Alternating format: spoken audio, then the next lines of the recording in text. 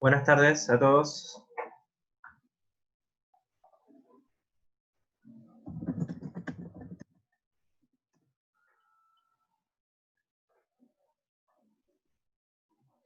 Bienvenidos a un nuevo teórico de filosofía de las ciencias, el último que van a tener conmigo. Ya está grabando, espero que esta vez salga todo bien. Les pido disculpas por haber perdido la mitad del teórico, de la grabación del teórico pasado. No la encuentro, le agradezco a los estudiantes que me dijeron cómo podía encontrarlo. No funcionó ningún método, creo que lo perdimos. Así que solo tendrán la mitad de la grabación de la clase anterior teórica y el material que subí, que es básicamente lo mismo, así que no creo que se pierda tanto. Bien, como habrán notado, el tema de explicación científica no entró para el segundo parcial, pero seguramente entre para el parcial recuperatorio. Entonces, preferí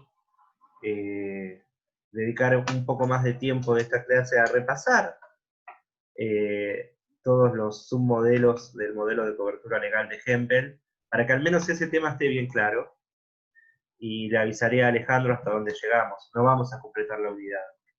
Hay otros modelos post-hempelianos de explicación, en particular dos, que normalmente se ven en la cursada: el modelo de explicación por unificación de Steve Hitcher y el modelo de explicación mecánico-causal de Salmon, que no vamos a llegar a verlos en esta cursada.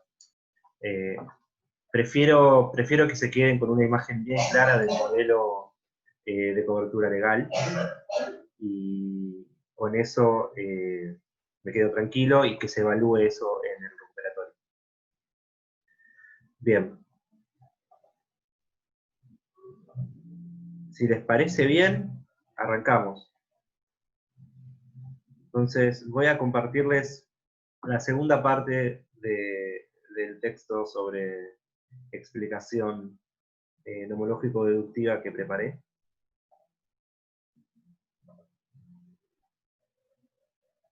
Bueno, antes de hacer eso, ¿hay algún comentario o duda que no tenga que ver con el parcial?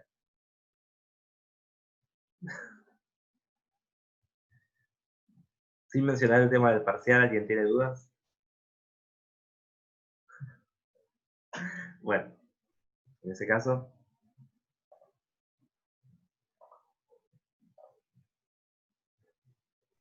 ¿se ve? Ahí. Perfecto. Bueno, entonces, lo que vamos a hacer es comenzar por un repaso. No me voy a apurar. Quisiera que todos chequeemos que estemos entendiendo cuál es el tema de que estamos. Así que es un momento también, este primer momento de repaso, para aprovechar y sacarse sus dudas, especialmente quienes vayan a rendir el recuperatorio, ¿está bien?, del segundo parcial. Entonces, me gustaría comenzar por caracterizar cuáles son los principales rasgos del modelo de cobertura legal de la explicación científica de Hempel. Y el modelo de cobertura legal tiene dos características principales, como pueden ver en este cuadrito.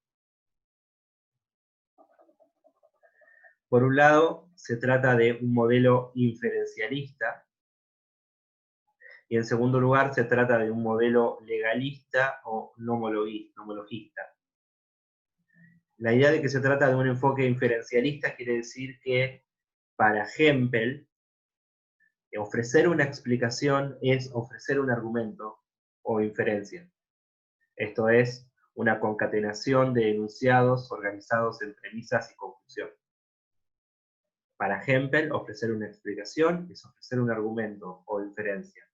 Eso es lo que vuelve a su posición o a su modelo de la explicación un modelo inferencialista, y en particular, él considera que hay dos tipos de inferencias que pueden resultar explicativas, o que pueden ser explicativas en determinados contextos. Por un lado, las inferencias deductivas, que son las que están involucradas en las explicaciones a partir de leyes estrictas, como vimos en la clase pasada, y por otro lado, las explicaciones inductivas, que están basadas en leyes estadísticas o probabilísticas, tal como vimos la clase pasada, de una manera mucho menos detallada que la explicación deductiva. Así que hoy vamos a decir un poco más sobre la explicación inductivo-estadística.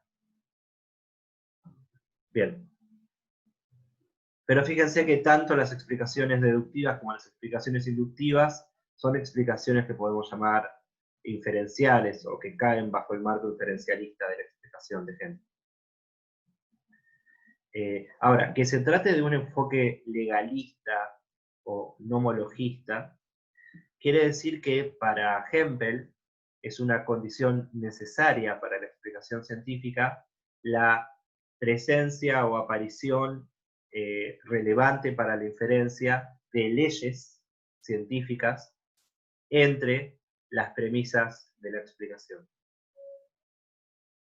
Esto es, si toda explicación es una inferencia o argumento, entre las premisas de ese argumento, para que se trate de un argumento explicativo, necesariamente deben estar incluidos enunciados de leyes científicas.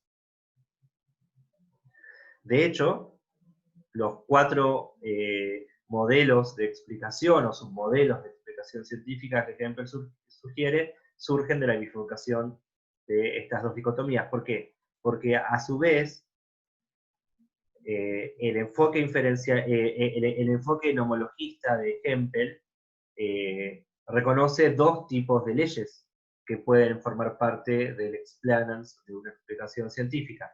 Por un lado, las leyes deterministas o leyes universales, de la forma para todo X, si X es P, entonces X es Q. Son las leyes cuya forma lógica hemos trabajado la mayor parte del curso. Y por otro lado tenemos leyes estadísticas o probabilísticas que tienen otra forma lógica, que son leyes de la forma tal como la probabilidad de que se dé un evento del tipo Q dado un evento del tipo P es un cierto valor R. Que recuerden es un valor en un intervalo de probabilidad que va de 0 a 1. Entonces hay 2 tipos de inferencias en el marco inferencialista hempeliano y hay 2 tipos de leyes en el marco legalista hempeliano. Y del cruce de estas 2 dicotomías o de estas 2 distinciones surgen los diferentes submodelos de la explicación del modelo de cobertura legal como un todo. Espero que hasta acá estemos todos, ¿no? Entonces vamos a tener explicaciones deductivas de hechos y leyes, explicaciones inductivas de hechos, explicaciones deductivas de leyes, y las explicaciones se van a catalogar en explicaciones estrictas o a partir de leyes deterministas, y explicaciones probabilistas o inductivas basadas en leyes estadísticas. Bien.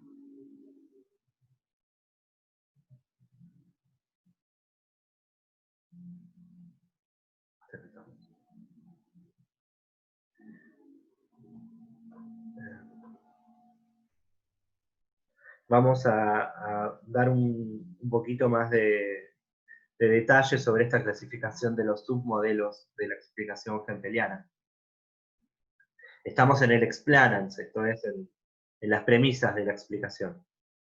En el explanans pueden aparecer, de una explicación científica, pueden aparecer leyes universales o leyes probabilistas. Respecto del explanandum, pueden ser hechos singulares o otras leyes, cuando expliques explicación de leyes, ¿no?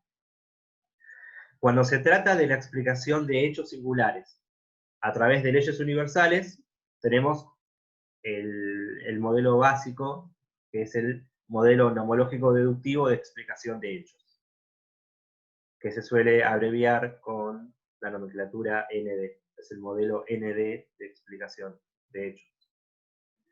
Cuando se trata de la explicación de leyes a partir de otras leyes, entonces tenemos el modelo nomológico deductivo de leyes, o el modelo ND de leyes.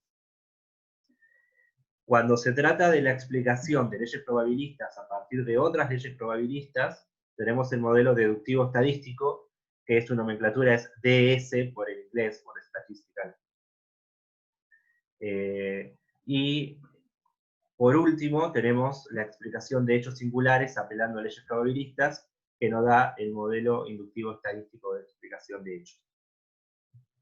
Pero todos estos diferentes submodelos comparten esas dos características que mencionamos. Son inferencialistas y son legalistas. Explicar es ofrecer una inferencia, en esa inferencia deben estar involucradas leyes científicas. Estas son las afirmaciones. Sí. Pregunta básica. ¿Por qué se llama modelo de cobertura? Porque en inglés es covering law. La idea es que, supongamos, vos querés explicar un hecho individual y vos explicás ese hecho individual subsumiéndolo bajo una ley. O sea, ofreciendo un argumento que muestre que ese evento cae bajo el alcance de una ley científica. En ese sentido queda cubierto por la ley, ¿no?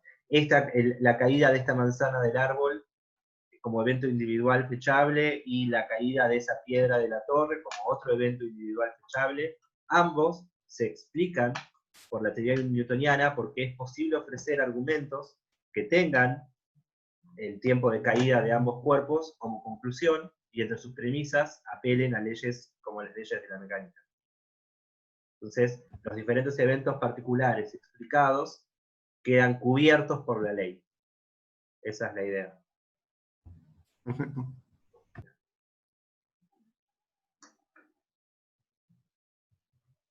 Ya dijimos. Bueno, hay un cuadrito, ¿no? Donde ustedes pueden ver cómo se caracterizan los diferentes submodelos del modelo de cobertura legal de acuerdo al explanandum y al explanans, ¿no? Recuerda si su explanandum son hechos singulares o leyes, o si sus explanans son leyes universales o leyes probables. Bien. Esto es lo que vimos en la clase pasada con cierto grado de apuro, ¿no? Entonces, lo que quisiera hacer ahora es presentar un ejemplo concreto de cómo funcionaría una explicación, en este caso, nomológico-deductiva de hechos, ¿no? Que es la primera casilla de arriba a la izquierda. Creo que entendiendo el ejemplo, uno puede captar bastante acerca del enfoque. Bien, entonces el ejemplo que les traigo es una explicación científica del periodo de oscilación de un péndulo en términos de la ley del péndulo de Galileo. Se puede decir mucho acerca del contexto de esta explicación, es una de las primeras explicaciones de la ciencia moderna, de la ciencia del siglo XVII. Se dice que Galileo tomó conciencia de esta ley. Esto es, la que la ley establece es que el tiempo que tarda una oscilación completa de un péndulo depende solo de la longitud del brazo del péndulo. En particular, la masa de la plomada del péndulo es irrelevante. Este descubrimiento al parecer le llegó de manera azarosa observando cómo pendulaba un candelabro en la iglesia. Es contexto de descubrimiento, ya saben todos los problemas, pero lo interesante es qué se puede explicar apelando a esa ley. Definamos un poco los términos. ¿Qué es el periodo de oscilación? El periodo de oscilación de un péndulo es el tiempo que tarda el péndulo en hacer una oscilación completa. Y lo que la ley del péndulo establece, dicho de una manera muy simplificada, es que ese periodo, ese tiempo del péndulo, depende solamente de la longitud del brazo, de la longitud de la cuerda de la que pende la plomada del péndulo. En términos modernos, que no son los términos de Galileo, la ley se escribiría algo así. El editor de texto no me ayudó mucho, pero lo que nos dice es que t, el periodo del péndulo, es igual a 2pi por la raíz cuadrada de L, la longitud del brazo, sobre G, que es la fuerza de atracción gravitatoria. La constante de aceleración de la gravedad en la Tierra. Como se ve, en esta ecuación son todas constantes, salvo L. que es la única variable, o sea, la única variable en la ecuación de Galileo es la longitud del brazo. Por lo que la ley establece es que el período del péndulo depende fundamentalmente de la longitud del brazo. Y esta ley se puede utilizar como una premisa en una explicación nomológico-deductiva de hechos. En particular, nos puede ofrecer una explicación del período de un péndulo determinado, ¿no? Supongamos que el valor, para utilizar los valores que utiliza Hempel, que corresponden a un ejemplo real, el periodo del péndulo es de 2 segundos. Si partimos como premisa de la condición antecedente o inicial, de que la longitud del brazo es de 100 centímetros, entonces lo que obtenemos es un ejemplo de una inferencia explicativa según Hempel. Acá yo puse 2 porque 1 es, o sea, la primera premisa de este argumento sería la ley. La segunda premisa es una condición inicial o condición antecedente, en este caso la longitud del brazo. Y la conclusión deductiva de la inferencia es la duración del periodo de oscilación. Entonces, tendríamos una inferencia con dos premisas. Una ley científica, una condición antecedente, y la conclusión vendría dada por el enunciado de un hecho, ¿no? Entonces, ¿se entendió la inferencia? Es la inferencia del periodo del péndulo a partir de la ley de Galileo y la longitud del brazo del péndulo como dato. Perdón. La ley y la condición inicial son el explanans y el resultado sería el explanandum. Exacto, gracias. Gracias. Sí, es así.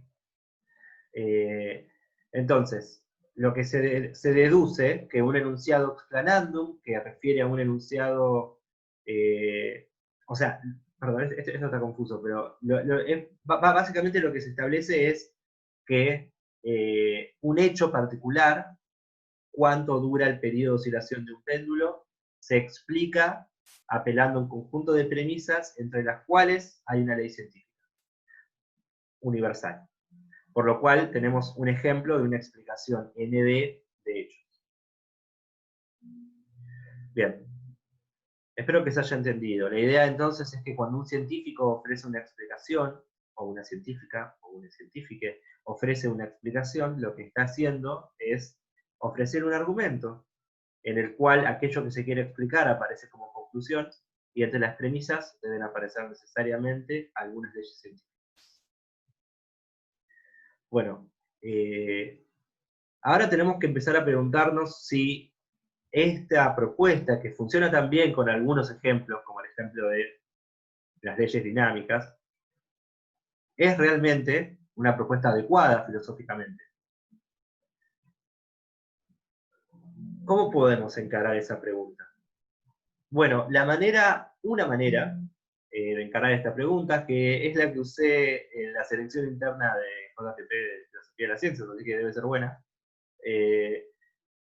o no, es que tratemos de ver si el modelo nomológico deductivo de explicación de Hempel ofrece condiciones necesarias o suficientes, o necesarias y suficientes, para la explicación científica. ¿Puedo hacer un comentario? Sí. Que esto me hace recordar a Hume y la regularidad de la naturaleza. ¿En algún sentido esa ley no necesita también de una cierta regularidad de la naturaleza? Es una buena pregunta. Lo que Hempel está tratando de hacer no es resolver el problema de qué son las leyes naturales. Obviamente, si vos encarás la pregunta filosófica de qué son las leyes naturales, posiblemente tengas que decir algo acerca de si son meras regularidades fácticas o si son regularidades con un tipo de fuerza modal mayor a la modalidad fáctica, y entonces tengas que decir algo acerca de cuál es el fundamento de esa modalidad física, de esa fuerza modal mayor a la mera modalidad fáctica. Hempel presupone que algo como eso es posible de desarrollar, y sobre la base del concepto de ley científica dice que explicar es subsumir bajo una ley científica. Entonces, esto está vinculado con los problemas de las regularidades en la medida en que queremos elucidar el concepto de ley científica. Pero no nos olvidemos que el objetivo principal ahora es elucidar el concepto de explicación científica. Entonces, pero está vinculado en un paso siguiente del análisis. O sea, si vos le aceptás a Hempel que explicar es subsumir bajo leyes, la tarea siguiente, la próxima beca que le pidas a CONICET, tiene que ser para elucidar el concepto de ley científica. Entiendo. ¿Se entiende? O sea, la explicación de ley sería un paso atrás de la concepción nomológico-deductiva de Hempel. O sea, la concepción nomológico-deductiva es una concepción acerca de la explicación, que analiza el concepto preteórico de explicación científica en términos que considera más claros: deducción, inferencia inductiva y ley científica. No está claro que todos esos conceptos sean mucho más claros relativamente que el concepto de explicación. Pero vos podés tener razón, o sea, podés estar en lo cierto, en que explicar es subsumir bajo leyes, aun cuando no tengas un análisis completo de lo que las leyes científicas son. Entonces, están vinculados, no son el mismo problema. Eso es lo que quiero decir. Bueno. Bien. Entonces, para analizar las virtudes, los defectos del modelo de explicación de Hempel, vamos a preguntarnos, en primer lugar, si ofrece condiciones necesarias para la explicación científica. Esto es, si es necesario, para tener una explicación científica, que se mencionen leyes en un argumento. Algunos autores consideran que podés tener explicaciones satisfactorias sin necesidad de mencionar leyes. Esto es, explicaciones no nomológicas.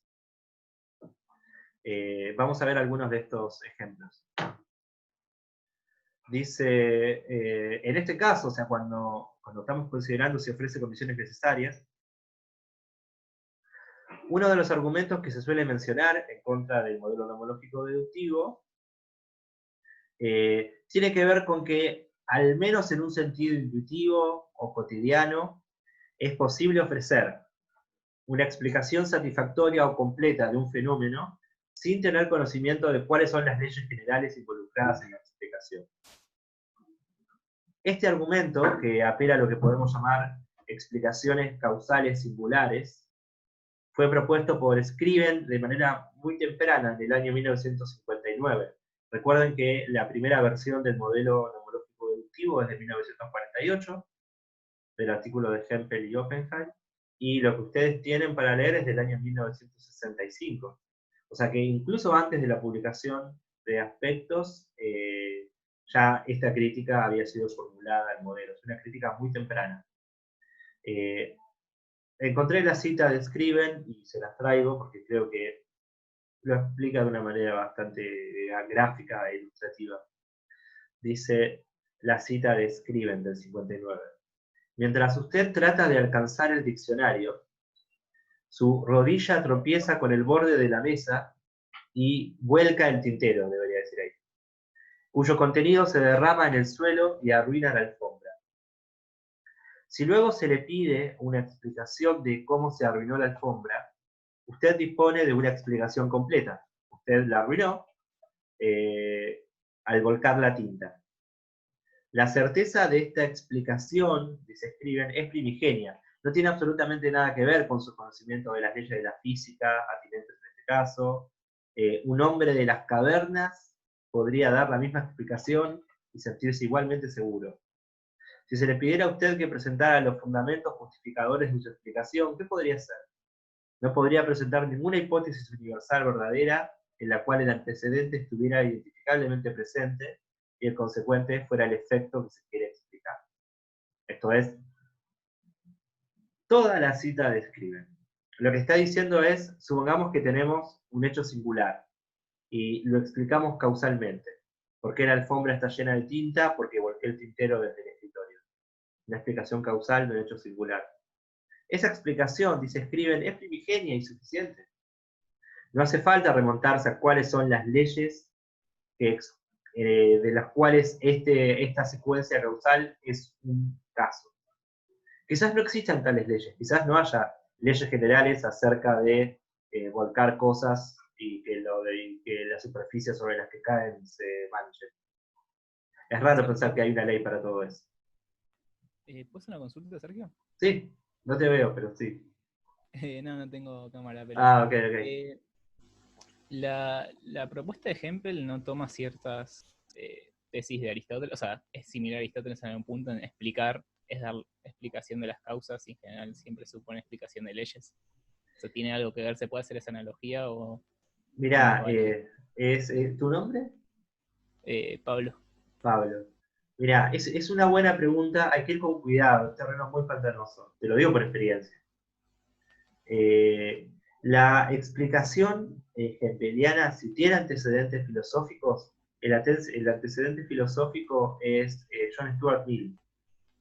Tiene mucho que ver con una cierta concepción de la explicación a partir de leyes o del rol de las leyes en ciencia que había desarrollado John Stuart Mill en la ciencia de la lógica, si no me equivoco, desde 1890.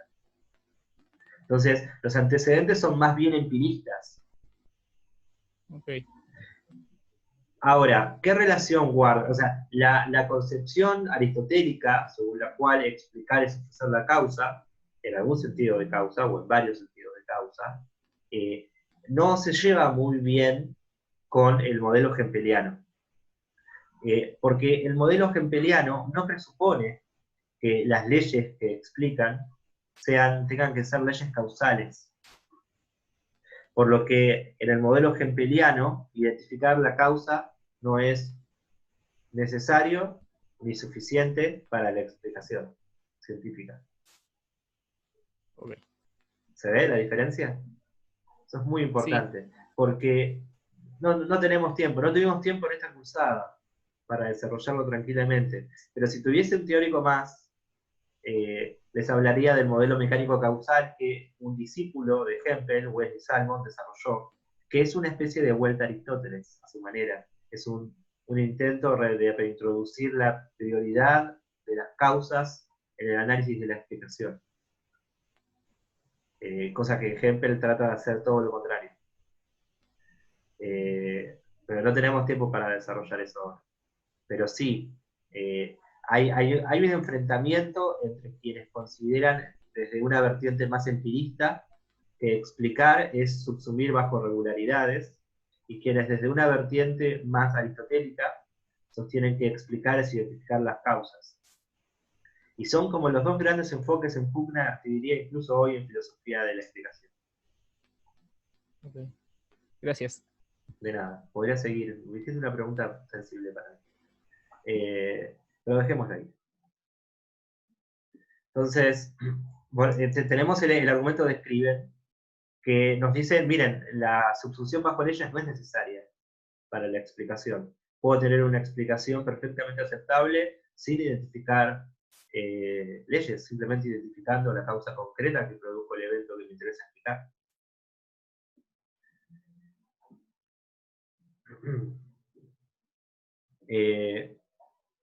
Eso. La respuesta que ofrece Hempel, que frecuentemente menciona Alejandro Cassini, en sus teóricos, y que además creo que está bien orientada, o sea, que está orientada en una buena dirección, es que este ejemplo, y los que se suelen aducir de explicaciones causales singulares sin leyes, están tomados de explicaciones cotidianas, o de sentido común. O sea, el ejemplo de la mancha en la alfombra porque tiré el tintero, no es un ejemplo de explicación propiamente científica. ¿Se acuerdan que habíamos dicho algo acerca de esto en la clase pasada? Que lo que nos interesa en esta materia, o a los que trabajamos en este área, es tratar de entender qué es la explicación científica, no qué es la explicación en general. Quizás la explicación científica es un subconjunto de las explicaciones cotidianas, o quizás es una explicación de un tipo totalmente distinto a las explicaciones cotidianas, y simplemente hay una ambigüedad en el lenguaje y llamamos explicación a las dos cosas, pero pueden ser actividades epistémicas completamente distintas. Entonces, lo que Hempel o un hempeliano podría aceptar es que nuestras explicaciones del sentido común quizás no sea necesario apelar a leyes científicas generales, pero es necesario, y es una condición necesaria de la explicación científica, apelar a las leyes generales para la explicación de fenómenos particulares. Si tu objeto de estudio no es la explicación cotidiana, sino la explicación científica, uno puede afirmar que para la explicación científica vale que solo hay explicación cuando hay subsunción bajo leyes. ¿Se entendió esto? Esto respecto a si el modelo ofrece condiciones necesarias. Pero también hay varias objeciones, quizás más fuertes, que lo que tratan de demostrar es que el modelo nomológico deductivo tampoco ofrece, o al menos no ofrece condiciones suficientes para la explicación. Esto es, que podrías estar frente a un argumento que satisfaga todas las condiciones que Hempel establece para la explicación científica y aún así no constituyan una explicación científica en ningún sentido interesante. En ese sentido, el modelo no ofrecería condiciones suficientes para la explicación. Esto es lo que acabamos de decir. Entonces, creo que la mejor manera de entender esto es a través de varios ejemplos, que son nuevamente contraejemplos históricos del modelo hempeliano, también tempranos, que marcan un poco cuál es la intuición filosófica que está detrás de quienes rechazan el modelo nomológico deductivo, o que al menos sostienen que no es suficiente. Sí, perdón. Me queda la idea de que el tintero cae al suelo porque hay una cierta atracción de la Tierra, de las cosas hacia el suelo. O sea, en algún sentido igual hay una ley que implica la caída de los cuerpos. Claro, o sea, Hempel está diciendo algo así. Es cierto que si alguien entra al cuarto, una persona no científica entra al cuarto y te pregunta por qué está manchada la alfombra y vos le decís que el tintero, esa explicación sea suficiente y sea todo lo que el contexto y la demanda de explicación requiere para ser satisfecha. Pero el punto es que si la persona que entra al cuarto y te pregunta es Isaac Newton, posiblemente no esté esperando que le digas simplemente eso, o quizás puedas decirle algo que hable su mismo idioma. O sea, puedes ofrecer una explicación propiamente científica, que posiblemente apele a la acción de la atracción gravitatoria de la Tierra sobre todos los cuerpos o superficies. Así que sí, está muy bien lo que pensás. Es lo que dice Hempel. O sea, Hempel dice, podés tener explicaciones cotidianas sin leyes, por supuesto. Lo que yo digo es que la explicación científica requiere leyes. Gracias. De nada. Bien, pero ahora estamos en contraejemplos que tienen que ver con la suficiencia del modelo. Esto es, con el hecho de que podés cumplir todo lo que Hempel pide y aún así no tener una explicación. El primer contraejemplo se lo suele titular el ejemplo del mástil y su sombra. Así aparecen los parciales, así aparecen los exámenes finales, así aparecen los videos de texto. Pero el nombre no se corresponde exactamente con el ejemplo. Este fue originalmente formulado por Sylvian Bromberger en el año 1966. Nosotros, perdón, esto solo tiene sentido para esta cursada, y para quienes fueron a prácticos, a los encuentros sincrónicos de prácticos, pero Bromberger había aparecido en una clase, en la segunda clase sobre la postdata de Q. No sé si lo recuerdan. Bueno, es el mismo. Que en el año 1966 formula una objeción al modelo hempeliano, tal como aparece ahora sí en el texto del 65, que leyeron que es aspectos.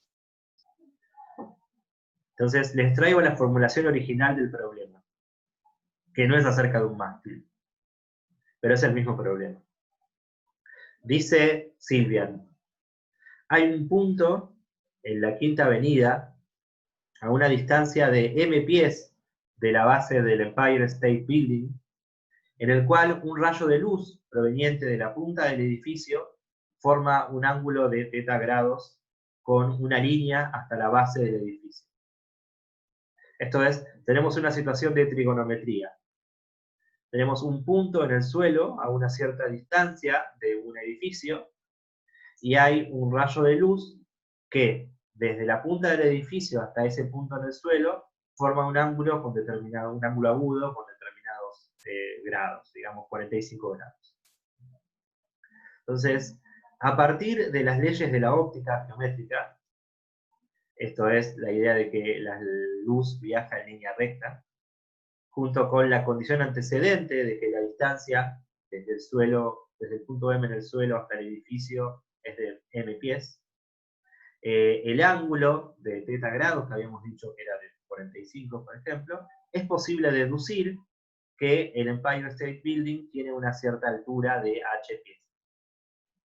Para esto usamos trigonometría, ¿no? O sea, si tenemos uno de los ángulos internos y dos catetos, no, en este caso, sí, los dos catetos, perdón, la hipotenusa y un cateto, podemos calcular la longitud del otro cateto. Entonces, la idea es, si yo sé cuánto mide la sombra de un edificio y qué ángulo forma un rayo de luz desde la cima del edificio hasta ese punto determinado en el suelo, utilizando trigonometría puedo calcular la altura del edificio. Esa es la idea. Así se calculaban alturas en Egipto, así que es claramente posible. Bien. ¿Hasta acá estamos? Entonces, es posible inferir la altura del edificio tomando como dato la longitud de su sombra y la ley general de que la luz viaja en línea recta. Sigue la cita ahora de Bromberger. Dice, cualquier estudiante de secundaria podría establecer la deducción dado los valores numéricos reales. Sin embargo, al hacer eso, no habría explicado por qué el Empire State Building tiene una altura de h pies. Ni habría respondido a la pregunta por qué el Empire State tiene una altura de h pies. Ni una exposición de la deducción sería la explicación o la respuesta, de manera implícita o explícita, a por qué el Empire State Building tiene una altura de h pies. Es decir, tenemos un argumento, o podemos construir un argumento con premisas y conclusión.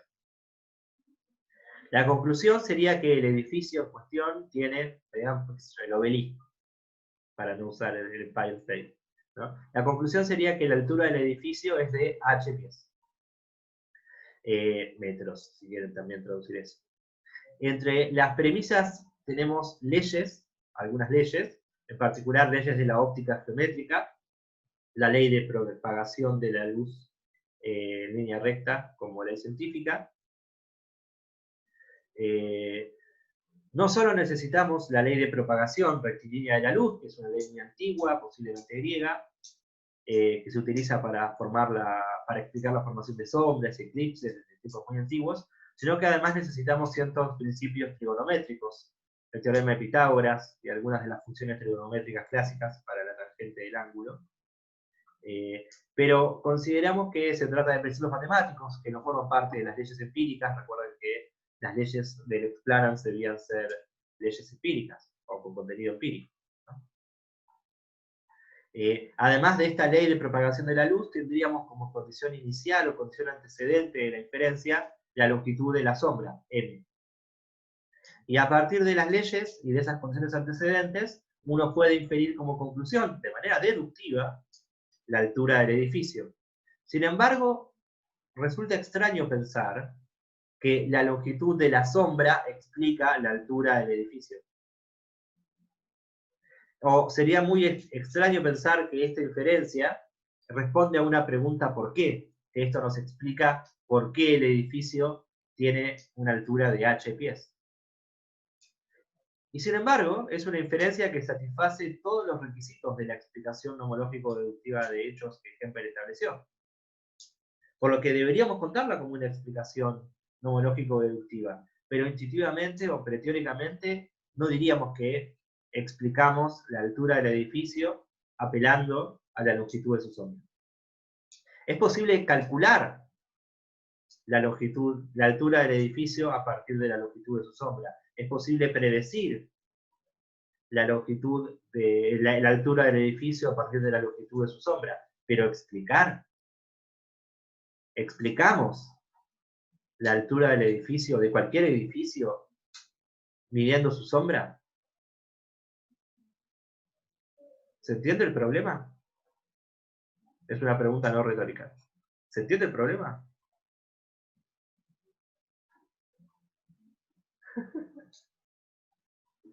Sí. ¿Alguien? Si alguien lo entendió, me avisa. Ahí en el chat. Yo no entendí las premisas. ¿Cuál Gracias. sería ¿Me recordás tu nombre? Porque lo sabía y se me fue. mi nombre? Sí, Elías. Elías. Digamos, vuelvo un poquito más arriba. Lo que tenemos es, creo que hay una función de dibujo acá, ¿no?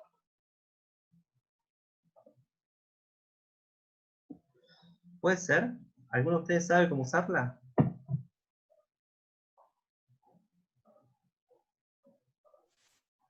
Pizarra, ¿será esto? Oh. Bien. Líneas. Entonces, ojo. Oh, sí. Supongamos que tenemos acá, este es el Empire State, ¿no? ¿Podemos poner el texto? Oh, sí. Entonces vamos a llamarlo H. H va a ser la longitud de... No sé qué dice, no importa. H va a ser la altura del edificio, ¿no? Y en un momento del día, H, voy a dibujar una línea, gracias. H tiene una determinada sombra, que tiene una longitud, a la que vamos a llamar M. ¿Está bien? Ahora, un rayo de luz que incide desde la punta del Empire State hasta el punto M, que sería el de su sombra, donde esto se puede mover. No se puede mover. Pero no importa, el punto M debería ser este, ¿no? Entonces, sabemos que la luz viaja en línea recta, así que lo que tenemos es un triángulo. ¿Estamos de acuerdo? ¿Hasta acá? Bien. Y además, tenemos este ángulo, que podemos calcularlo, podemos saber de cuánto es este ángulo. Digamos que es un ángulo de 45. Oh, sí. 45 grados. Entonces, lo que nos dice el argumento de Bromberger es que vos podés tener como una premisa la ley de propagación de la luz. Como primera premisa. Como segunda premisa, tenés un dato, a saber que la longitud de la sombra es de 100 metros. A partir de estas premisas, vos podés inferir que la altura del edificio es también, no sé, 150 metros. ¿Se ve? Esta es una inferencia deductiva, donde vos tenés entre las premisas una ley científica. Y la conclusión es un hecho. ¿Cuál es la altura del edificio? Esta inferencia satisface todas las condiciones para hacer una explicación nomológico-deductiva hegeliana, ¿no? Es un argumento deductivo, las premisas son verdaderas, una de las premisas es una ley científica que conocemos al menos desde los griegos, relativa a la propagación rectilínea de la luz, y sin embargo, diríamos nosotros, intuitivamente, les pregunto a ustedes, ¿qué sienten en su corazón? Que si yo le pregunto a alguien por qué el Empire State mide 150 metros, me dice porque su sombra al mediodía es de 100 metros. ¿Les parece que eso me explicó algo? ¿O no? ¿Se ve ahora el problema de manera más clara? Clarísimo. Oh, qué linda esta pizarra. ¿Por qué? No puedo hacer comentarios, estamos en teóricos. Dejémoslo ahí. Voy a dejar de compartir esto. Y vamos a volver acá. Entonces, Este argumento, que es de Bromberger del 66, lo que nos dice es,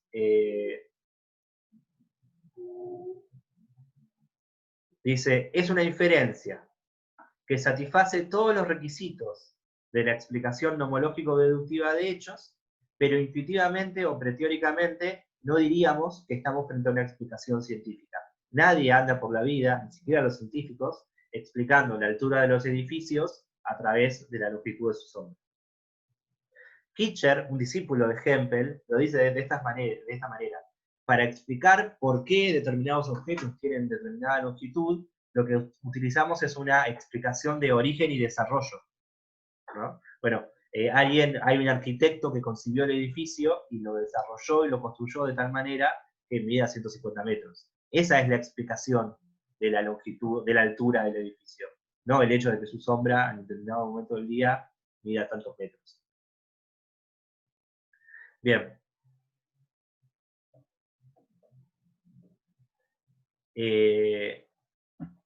Hay muchas maneras, hay muchas maneras de entender qué es lo que salió mal. Algo salió mal, ¿no? O sea, aplicamos el modelo de Hempel y a una inferencia nos dio como resultado que es explicativa, pero la verdad que teóricamente no quisiéramos decir que es explicativa.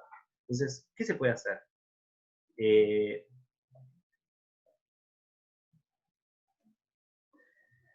Una corrección que se podría hacer, que luego va a ser desarrollada por Wesley Salmon, uno de los discípulos de Hempel, Kitcher es el otro. Los dos son discípulos de Hempel, los dos desarrollaron modelos alternativos o post-hempelianos de explicación. Lo que Salmon dice es que es contraintuitivo pensar que estamos frente a una explicación científica porque la longitud de la sombra no causa la altura del edificio.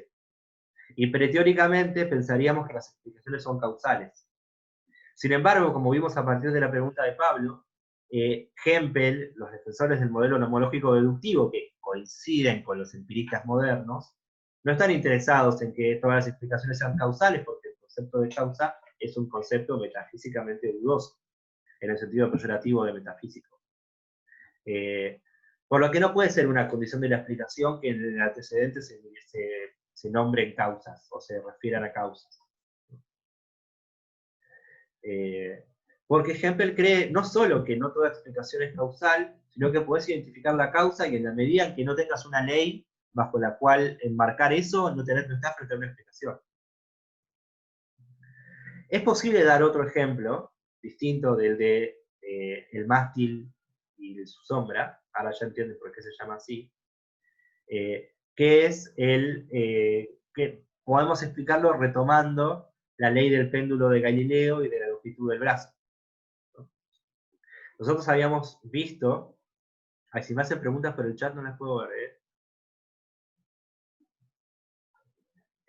sí, Andrés pregunta, estás haciendo referencia a lo que es una explicación, que es diferente de una descripción. Sí, es muy diferente. Hay muchas maneras de trazar esa distinción, es una muy buena pregunta. Pero la idea es que no todas las... la diferencia entre una descripción y una explicación es que la explicación de alguna manera te responde a una pregunta ¿por qué? En una descripción, vos no estás respondiendo ninguna pregunta ¿por qué? Simplemente estás describiendo el fenómeno de esta o de aquella manera, ¿no? Pero el punto es que las explicaciones siempre hay que pensarlas como, al menos como respuestas a preguntas ¿por qué? Entonces, lo que nos interesa ahora es lo que los científicos ofrecen como respuestas a preguntas ¿por qué? La clasificación de especies en género y diferencia de Linneo en biología, en botánica y en zoología, es una descripción, pero no explica nada. Simplemente organiza la información empírica, pero no explica por qué. Por qué dos plantas pertenecen al mismo género o a la misma familia. Es simplemente un esquema clasificatorio. La idea es que las explicaciones científicas son algo más que esquemas clasificatorios. Ofrecen una genuina comprensión del fenómeno que están tratando de explicar. Un comentario. O sea, la respuesta a de por qué el mástil y su sombra es algo paradigmático, es porque una descripción y no una explicación. No, no, no, no. Acá estaba respondiendo a una pregunta de un compañero respecto de, venís hablando de explicación, ¿es distinto de descripción? Sí, es distinto. No, no tiene mucho que ver con lo del mástil y la sombra. El mástil y la sombra es un contraejemplo a la filosofía de Hempel, desarrollado por Bromberger y repetido hasta el día de hoy por todos. O sea, para muchos filósofos es un contraejemplo decisivo y destructivo de la postura de Hempel. Y estamos tratando de ver cómo salir de ahí, cómo un hempeliano podría salir de ahí y resolver Pero esa objeción. no hemos visto cómo se resuelve la posición. No, si tuviésemos una muy buena idea sobre cómo se resuelve el problema del mástil y la sombra, tenés tesis de licenciatura, tesis doctoral, artículo y premio Conex. Ah, ya. Es uno de los problemas abiertos en filosofía de la explicación. Alguna vez lo intenté, solo una vez en mi vida intenté lidiar con este problema. Estaba en una postdoc en Estados Unidos y dije, si no es ahora, ¿cuándo? Y no lo logré. Pero algún día hablaremos de eso, si les parece. Perdón, Sí, antes mencionaste a alguien que critica o que rechaza el contraejemplo antes. ¿Puede ser? no, Salmon, quizás mencioné a Salmon. Sí, Salmon no es un... me quedó claro. Bien, gracias, Sebastián. Wesley Salmon es un discípulo de Hempel, pero que comete parricidio, como suele pasar en filosofía, y defiende una concepción de la explicación completamente anti-hempeliana. Entonces, Salmon lo que ofrece es un diagnóstico de lo que está mal en la concepción de Hempel para que se le produzcan estos contraejemplos. ¿Qué es lo que está mal en la concepción de Hempel para que se le produzcan estos contraejemplos, según Salmon? Lo que está mal es que la razón por la cual la inferencia que va desde la longitud de la sombra como premisa a la altura del mástil como conclusión, lo que está mal con esa inferencia es que las premisas no identifican las causas de la conclusión. Que la longitud mida tanto o cuanto en determinado momento del día no es la causa que produce la altura del edificio. Por eso es una pseudo explicación. Eso dice Salmon, que a partir de esta intuición va a desarrollar un modelo causal de explicación.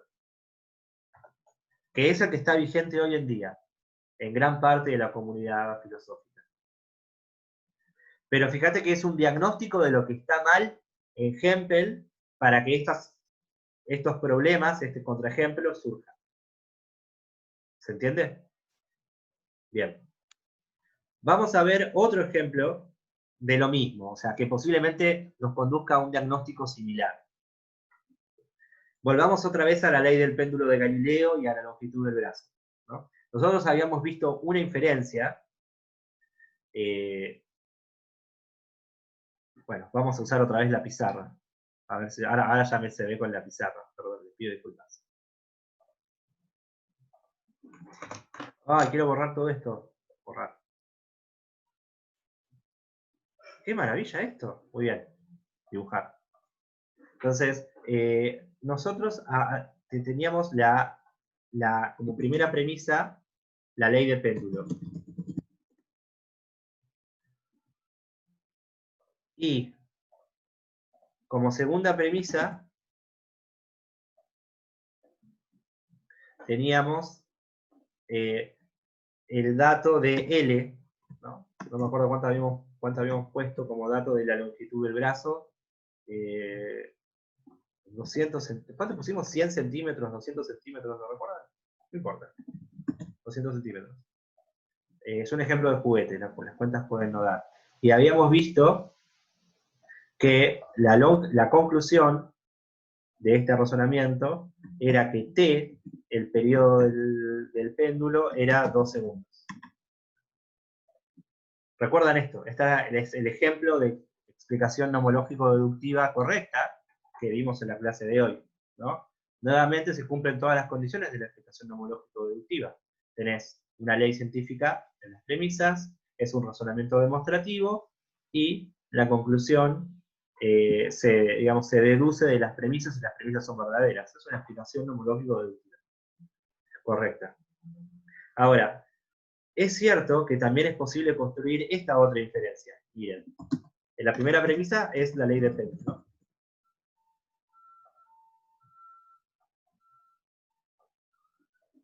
La segunda premisa, ahora, en cambio, es lo que antes era la conclusión, que el periodo es de 2 segundos.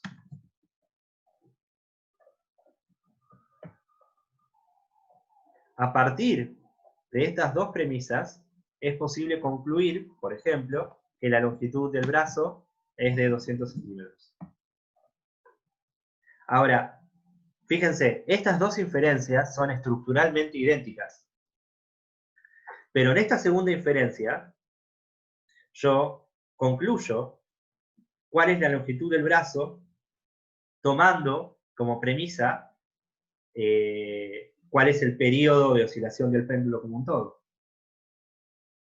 Lo que el argumento en contra de Hempel dice es, estas dos inferencias, las dos, cumplen todas las condiciones para hacer una explicación hempeliana.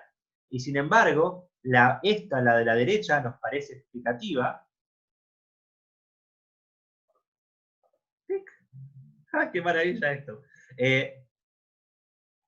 Y sin embargo, esta otra, en la cual inferimos la longitud del brazo a partir del periodo del péndulo, diríamos que no es explicativa. Porque si yo te pregunto por qué el brazo de este péndulo mide 200 centímetros, vos no me podés responder porque su periodo de oscilación es de 2 segundos. Esto es, podés predecir que la longitud del brazo será de 200 centímetros a partir de su periodo, pero no podés explicarlo de esa manera. Por lo que tenemos dos inferencias, las dos deberían ser explicativas por las mismas razones según Hempel, pero solo una de ellas lo es. ¿Cómo hace un hempeliano para distinguir entre estas dos inferencias, de manera que solo una, la de la derecha, sea explicativa y la otra no? Parece que las condiciones que dio Hempel para que algo sea explicativo no son suficientes, hace falta algo más. Pero no habíamos dicho que existía una simetría entre explicación y predicción. Para Hempel no. Para Hempel hay una simetría. No sé si dijiste simetría o asimetría. Para Hempel hay una simetría entre explicación y predicción. Pero lo que estos argumentos muestran es que esa simetría puede no ser tal. Que no siempre una explicación actual es una predicción potencial, pero por sobre todas las cosas, que no siempre una predicción actual, como la inferencia de la izquierda, es una explicación potencial. O sea, este argumento también va en contra de la tesis de la simetría entre explicación y predicción. Ajá. Bien. Si acá estamos, vamos a la clase. Entonces, en esta parte del texto desarrollo lo que les expliqué en la pizarra. La conclusión es la que les dije hace unos segundos, que parece que es necesario, al menos, agregar nuevas condiciones al análisis que permitan distinguir entre estas dos inferencias, de manera que una resulte explicativa, la que explica el periodo en términos de la longitud del brazo, y la otra no, la que explica la longitud del brazo en términos del periodo.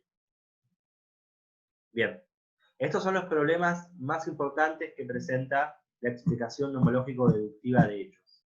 En lo que resta de la clase, justo la mitad, me gustaría desarrollar algunos problemas de la explicación inductivo-estadística de hechos, que me parece van a permitir que la entendamos un poco mejor, porque la clase pasada la vimos quizás un poco a las apuradas. Está bien en el teórico, y además se perdió el video de esa segunda parte, así que por todos estos motivos, detengámonos en la explicación inductivo-estadística. Una pregunta del tema anterior. Sí. ¿Qué pasa al final con el problema del mástil y su sombra y de esta segunda forma de explicación de predicción del péndulo? ¿Qué pasa ahí? ¿No queda sin resolución? O sea, Hempel podría ser refutado, no sé. Sí, o sea, si vos agarrás cualquier texto de filosofía de la explicación contemporáneo, eh, cualquier manual del área, cualquier artículo especializado, todos comienzan con el mismo rezo. Dicen, el modelo nomológico deductivo de explicación fue muy importante, sin embargo, tiene algunos problemas que son insuperables. Y entre esos problemas, indefectiblemente, siempre está mencionado el problema del mástil y su sombra. Y la mayoría de los filósofos y filósofes de la ciencia contemporáneos creen que el mejor diagnóstico de qué es lo que está mal en el modelo hempeliano para que se produzca esta anomalía es que no incorpora ninguna consideración causal, ninguna restricción causal sobre la explicación. Y entonces, lo que suele suceder después es que desarrollan alguna propuesta causalista de la explicación. Insisto, si tuviese un teórico más, veríamos las concepciones causalistas. Podríamos haberlo visto hoy, pero preferí ir a este ritmo que están viendo, porque me interesa más que aprueben el parcial que otra cosa, y el recuperatorio, que les lo vayan a dar. Y en todo caso, les puedo compartir el teórico sobre modelos causalistas y de explicación por unificación, que son los dos modelos post-hempelianos, y ustedes los estudiarán para el final. Y me podrán hacer consultas más adelante. ¿Está bien? Eso. Así que no está resuelto, está abierto. Está abierto.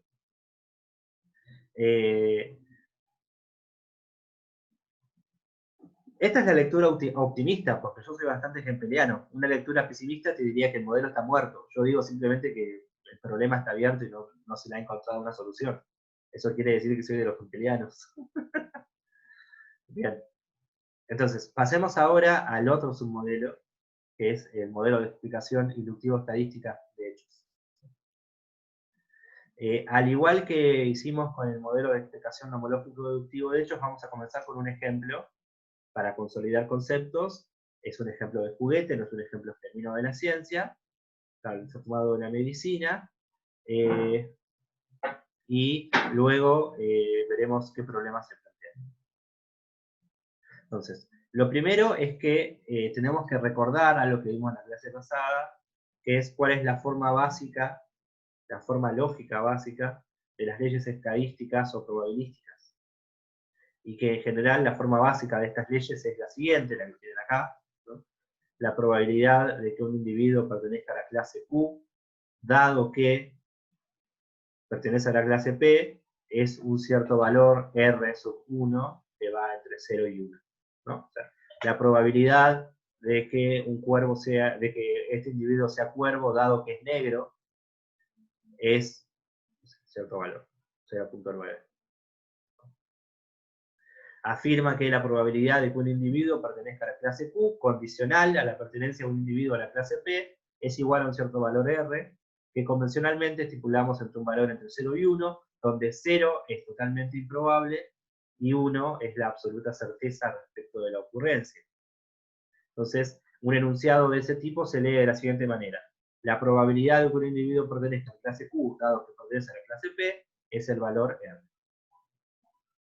Por ejemplo, podemos tener una afirmación del siguiente tipo, y es con la que vamos a trabajar en el resto de la clase. La probabilidad de que un paciente se recupere. Tendría que haber actualizado el ejemplo para hacerlo más covidoso, y hubiese sido más divertido o no, pero dejémoslo con otra enfermedad. Dice, el enunciado dice, la probabilidad de que un paciente se recupere de una infección por estreptococos mediante un tratamiento con penicilina es del 90%. Esto es un ejemplo de una ley estadística o probabilística. Formalmente, siguiendo la notación que establecimos, podríamos decir lo siguiente. La probabilidad de que un individuo se recupere, condicional al hecho de que ese individuo tiene una infección con estreptococos y es tratado con penicilina, es del 0,9%. Perdón, es de 0,9 o del 90%.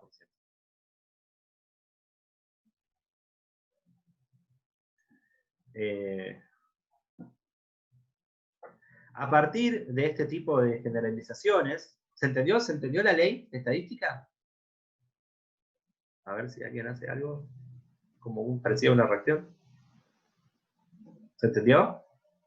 Bueno. Y yo lo que no entiendo es la fórmula, PRRSIP. ¿Esta fórmula? No, bueno, esta fórmula nos dice que la probabilidad, lo que está entre paréntesis indica que es una probabilidad condicional. A la izquierda de la barra tenés aquello que se puede decir el efecto. Y a la derecha de la barra tenés las condiciones de ese efecto. Entonces, la probabilidad de que se produzca la recuperación, R es por recuperación, dado una conjunción de dos factores, que el paciente tiene una infección por estreptococos y que es tratado con penicilina, es igual a 0,9, lo cual es una probabilidad muy alta. Entonces lo que estoy diciendo es, la probabilidad de que te recuperes, si sufres una infección por estreptococos y te dan penicilina, es muy alta, es cercana a 1. ¿Se entendió un poco mejor? Perfecto. Muy bien. Entonces, a partir de este tipo de generalizaciones, que no son leyes estrictas ni universales, es posible construir explicaciones que toman la forma de inferencias inductivas.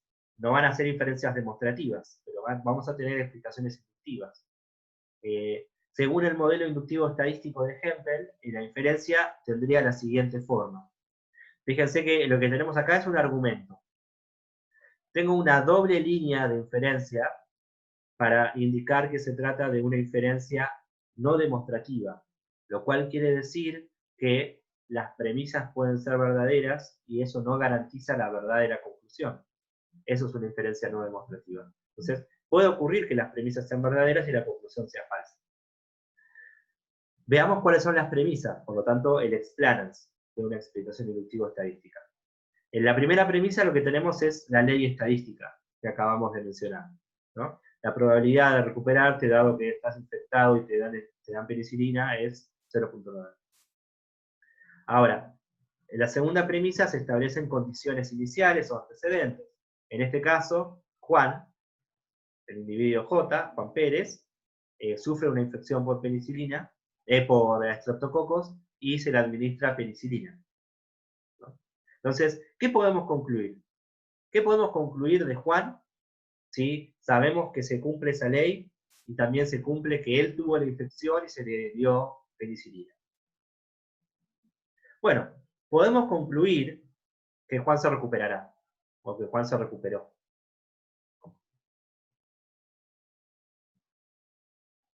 Ahora, esta inferencia no es demostrativa. ¿Por qué?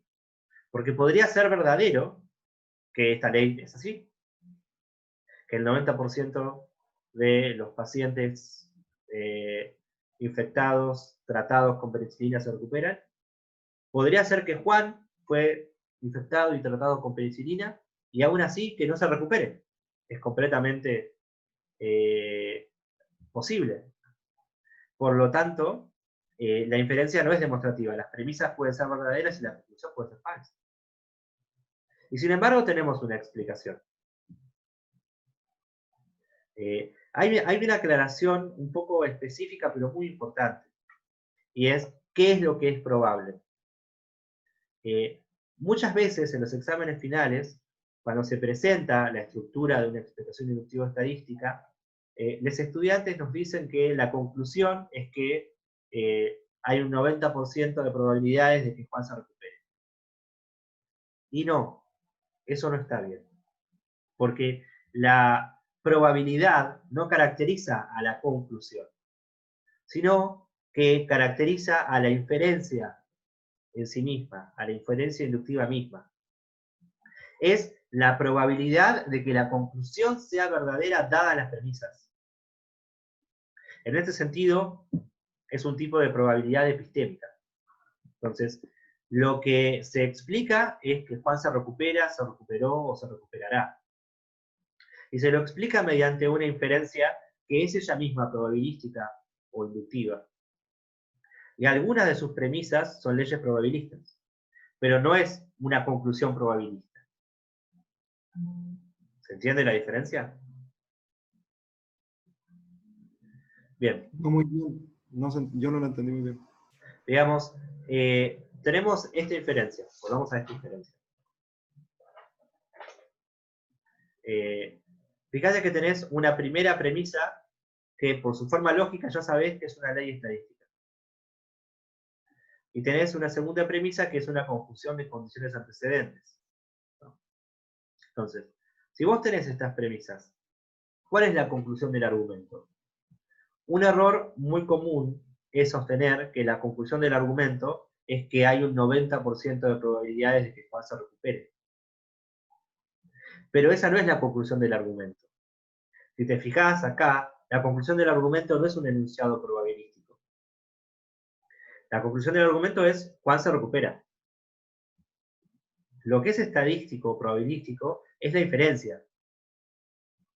Es un tipo de probabilidad epistémica, vinculada con cuál es la probabilidad de que la conclusión sea verdadera, dado que las premisas lo son. Entonces, esa es la... insisto, es un detalle técnico, simplemente para que en el final no nos digan que la conclusión de una explicación inductiva estadística es una afirmación estadística, porque no lo es. La conclusión es la afirmación de un hecho, el enunciado de un hecho particular, cuando se recupera. Lo que es estadística es la inferencia. Bien. Perfecto. Bueno, entonces, ahora, habíamos visto que para Hempel, recuerdan lo más básico, por eso comencé por lo más básico, porque a veces hay que volver ahí. Lo más básico de un análisis de la explicación es que uno tiene que hacer tres tareas. Tiene que explicar cuál es tiene que elucidar el explanans, elucidar el explanandum y elucidar la relación explicativa entre ambos. Eso lo vimos en la clase pasada. Y habíamos visto que para Hempel, la relación explicativa se entendía en términos de esperabilidad nómica. Esto es, la conclusión, explanandum, debía ser esperable a la luz de las premisas, entre ellas las leyes. Ahora, cuando la probabilidad es baja, la probabilidad que figura en la ley estadística, no está claro que la ocurrencia del evento conclusión sea esperable a la luz de las premisas.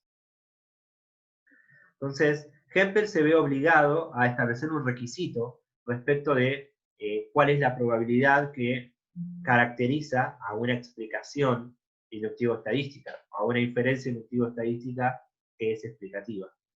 Lo que él decía es que debía tratarse de una probabilidad alta. Esto es, la verdad de la conclusión a la luz de las premisas debe ser altamente probable.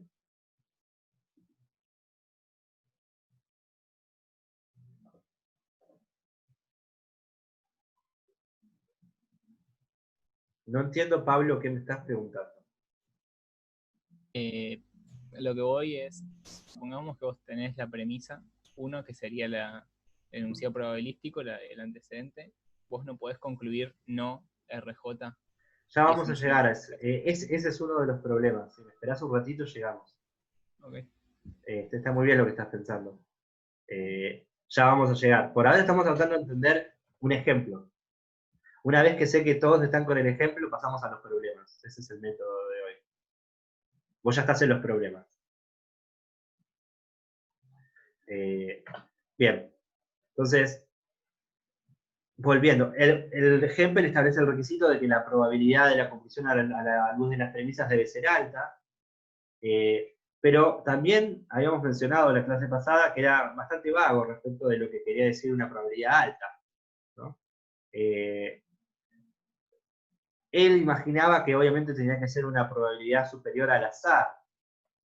Si yo tengo una moneda no cargada y la arrojo, Entonces, la probabilidad de que salga cara es 0.5 y la probabilidad de que salga seca es 0.5, que es lo mismo que decir que puede salir cara o seca al azar, ¿no? Entonces, la probabilidad tiene que ser mayor al azar, tiene que ser mayor a 0.5 y lo más cercana a 1 posible.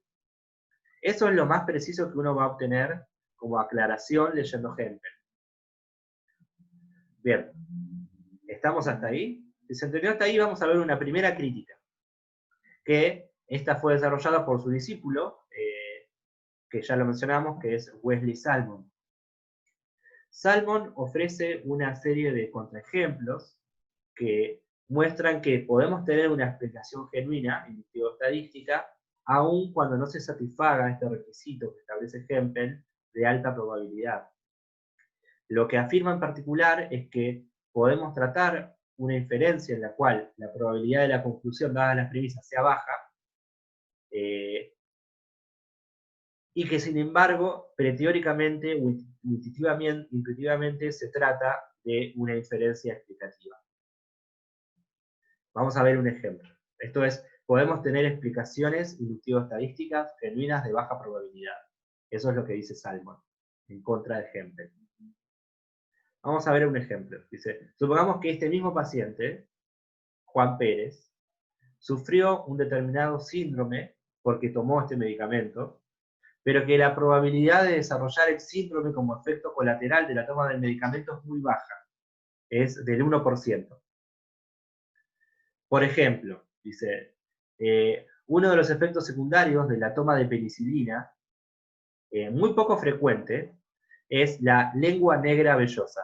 Esto lo googleé un poquito, muy feo de ver, no lo hagan, se los ahorro. Pero digamos, se te puede poner la lengua negra si tomas penicilina. Podés desarrollar una lengua negra como una reacción adversa a la ingesta de penicilina. Otro ejemplo podría ser la inflamación del rostro. O sea, podés tomar cualquiera de esos efectos secundarios que están listados en los prospectos de cualquier medicamento con una baja probabilidad. Pero supongamos que tenés la mala suerte de desarrollar uno de esos efectos adversos. Entonces, podés construir una inferencia como la siguiente, ¿no? La probabilidad, fíjense, estamos en esta inferencia. Les leo la primera premisa. La probabilidad de desarrollar una lengua negra, dado la ingesta de penicilina, es muy baja, es del 1%. Juan ingiere penicilina. Es la segunda premisa, la condición antecedente. Y esto explica inductivamente, no demostrativamente, que Juan haya desarrollado lengua negra. Esto es, la probabilidad de desarrollar lengua negra, dada la ingesta de penicilina, es muy baja. Pero si efectivamente nuestro paciente Juan, a nuestro paciente se le fue administrada penicilina y desarrolló el síndrome, la mejor explicación de por qué tiene la lengua negra es por la ingesta de penicilina, aun cuando la ley probabilística involucrada establece una probabilidad muy baja para la inferencia. ¿Se ve la objeción? Es un ejemplo del año pasado. Este año podemos hacerlo con coronavirus, con plasma, ¿no? Y con alguna consecuencia secundaria del coronavirus un poco frecuente, como por ejemplo, no sé, los dedos negros. Una de las consecuencias del coronavirus muy poco frecuente es se les ponen negros los dedos. Puede pasar. Háganlo ustedes, es un lindo ejercicio, pero en ambos casos es la misma situación, ¿no? O sea, podemos tener una explicación inductivo-estadística de baja probabilidad. Y teóricamente quisiéramos decir que es una explicación genuina, posiblemente la única que tenemos, y sin embargo no cumple el requisito de alta probabilidad. Acá lo digo de esta manera. Esta es una inferencia que no satisface las condiciones que Hempel establece para que se trate de una inferencia explicativa, porque la probabilidad involucrada es muy baja. Sin embargo, estaríamos dispuestos a aceptar este argumento como una respuesta a la pregunta ¿por qué?, que es una de las marcas que habíamos visto de la explicatividad de la clase pasada. Si preguntamos por qué Juan desarrolló la lengua negra, vellosa, podemos explicarlo porque tomó penicilina y uno de los efectos colaterales improbables, pero mínimamente probables, de la ingesta de penicilina en el desarrollo de esta patología es el desarrollo de esta patología. Este es el problema que le plantea Salmon al modelo de Hempel. Bien, ¿hasta acá estamos? ¿Se entendió el problema? ¿Sí? ¿No? 5 segundos para hacer preguntas, o 1. Bien. Entonces, al igual que nos pasó con la otra objeción, Salmon, su discípulo, tiene un diagnóstico de qué es lo que está mal, qué es lo que salió mal en el modelo de Hempel para que se le produzca este problema. Y lo que él dice es que es necesario reemplazar ese requisito de alta probabilidad con un requisito que él llama de relevancia estadística. Dice, no es lo mismo que un conjunto de premisas o que una ley estadística vuelva a una conclusión altamente probable que esa misma ley estadística vuelva a esa conclusión relevante estadísticamente. Es una condición más débil, si se quiere. Entonces, lo que este nuevo requisito propuesto por Salmon establece, el requisito de relevancia estadística, lo que el requisito de relevancia estadística establece es que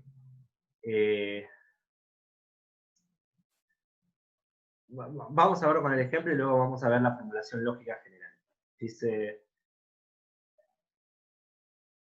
si bien la probabilidad de desarrollar el síndrome de lengua negra, dada la ingesta de penicilina, es relativamente más alta que la probabilidad de desarrollar el síndrome sin ingerir penicilina, por lo tanto, la ingesta de penicilina, en este caso, es estadísticamente relevante, aun cuando la probabilidad general de la diferencia, en términos absolutos, sea baja.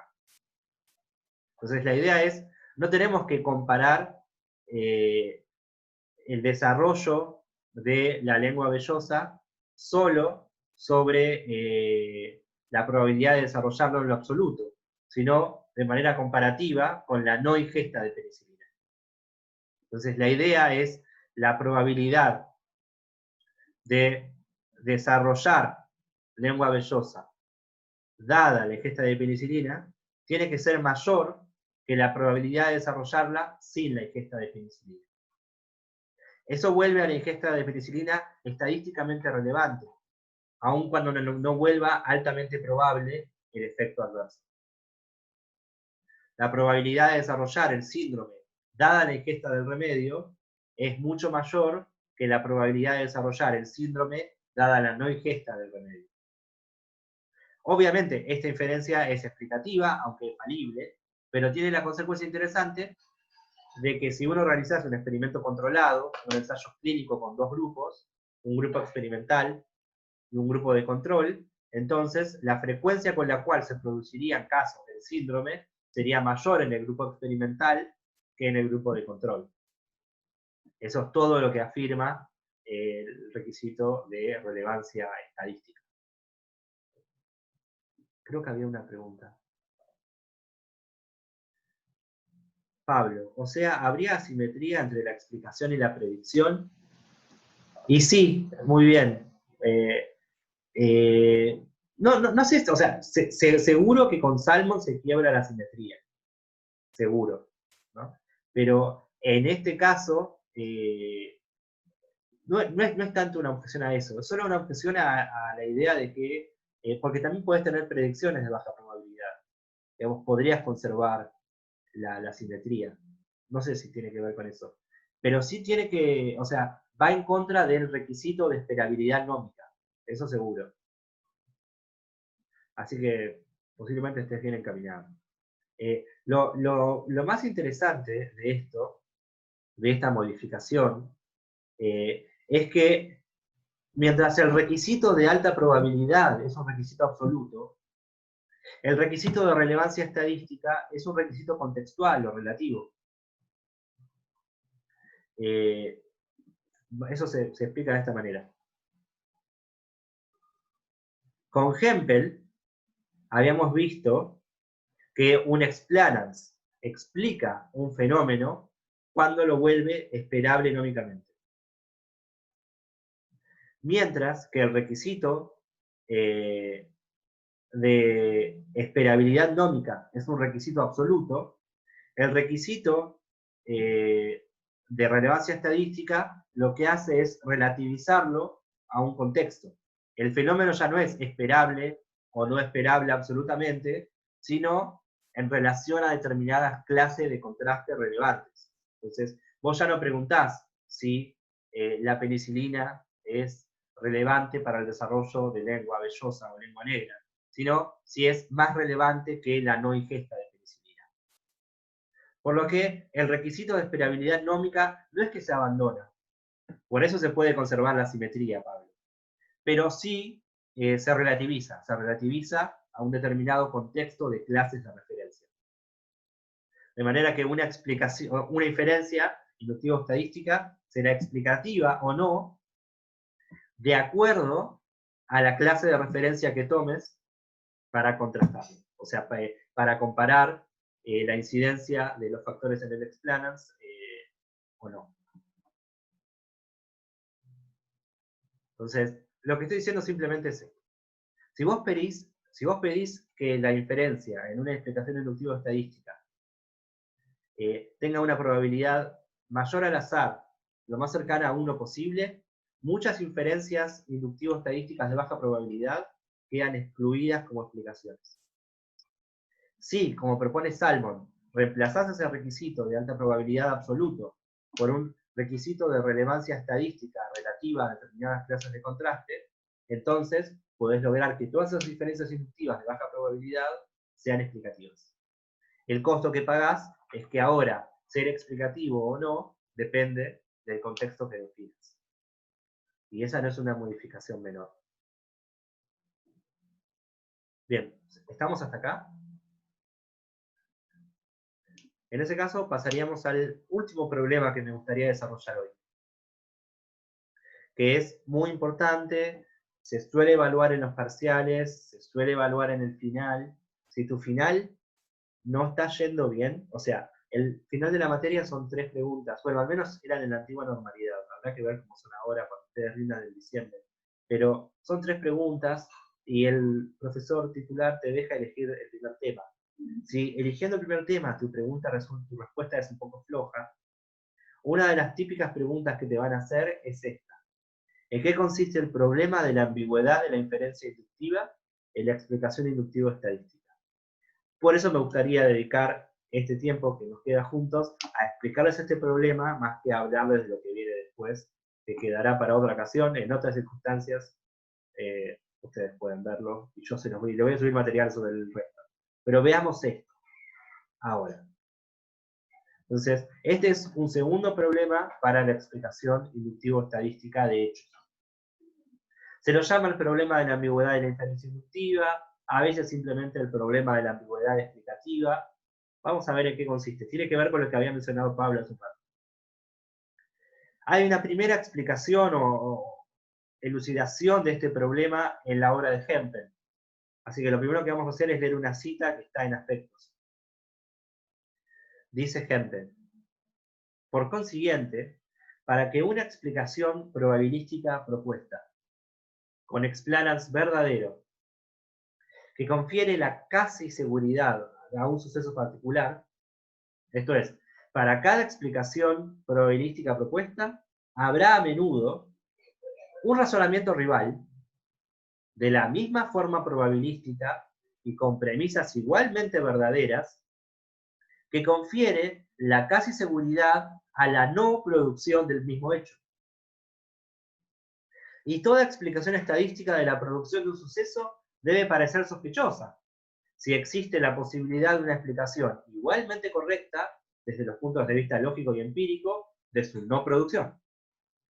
Esta categoría no tiene análoga en el caso de la explicación deductiva, pues, si las premisas de una explicación deductiva propuesta son verdaderas, entonces también es verdadera su conclusión. Y su contradictoria, por ser falsa, no puede ser consecuencia lógica de un conjunto rival de premisas que sean igualmente verdaderas. Esta es la cita de Hempel. Yo sé que es un chino, yo sé que es una cita difícil, por eso me voy a tomar este tiempo para explicárselas. Lo que está diciendo es, hay un problema con la explicación inductivo-estadística, que no es un problema de la explicación deductiva, sino que es solo un problema de las inferencias inductivas. Dicho de la manera más general, es que para cada explicación inductivo-estadística de un hecho particular con premisas verdaderas, es posible construir una inferencia alternativa que también tenga premisas verdaderas y cuya conclusión sea la negación de la conclusión del primer argumento. Esto es posible construir dos inferencias inductivas, ambas con premisas verdaderas, pero con conclusiones contradictorias. Esa es la consideración más general del problema. ¿Qué vamos a hacer? Vamos a ver un ejemplo. No necesariamente son las mismas premisas. Pablo, no te adelantes. Hoy estás inspirado. Estás súper saiyajin con el pelo amarillo. Espera un poquito. Ya llegamos. Esos chistes tengo que hacerlos en práctica, no en teóricos. Bueno, no importa. Entonces, esta es la formulación más abstracta del problema de la ambigüedad explicativa. Vamos a ir paso a paso. Entonces, volvamos a nuestro ejemplo de hace un rato. Teníamos como inferencia pretendidamente explicativa que la probabilidad de recuperarse de una infección por estreptococos tomando penicilina era del 90%. Juan tenía la enfermedad, estaba sujeto a ese tratamiento, y por lo tanto podíamos inferir inductivamente, no demostrativamente, con cierto grado de probabilidad, alto en este caso, que Juan se recuperaba. ¿Recuerdan ese ejemplo? Ahora, supongamos que agregamos información a las premisas. Que las premisas de esta primera inferencia no tienen toda la información relevante, sino que es posible agregar más información en la forma de nuevas premisas. En particular, podemos agregar la información de que la cepa de estreptococos con la que estamos lidiando, en este caso, es una cepa intrahospitalaria y que por lo tanto es resistente a los tratamientos con antibióticos. En ese caso, podemos construir una inferencia alternativa como la que tenemos acá. Fíjense la primera premisa. La primera premisa es una ley probabilista, que nos dice, la probabilidad de no recuperarse, dado que uno tiene una cepa intrahospitalaria de estreptococo y es tratado con penicilina, es muy alta, es de 0.9. O sea, es muy probable que no te recuperes si tenés una cepa intrahospitalaria simplemente con un tratamiento de penicilina.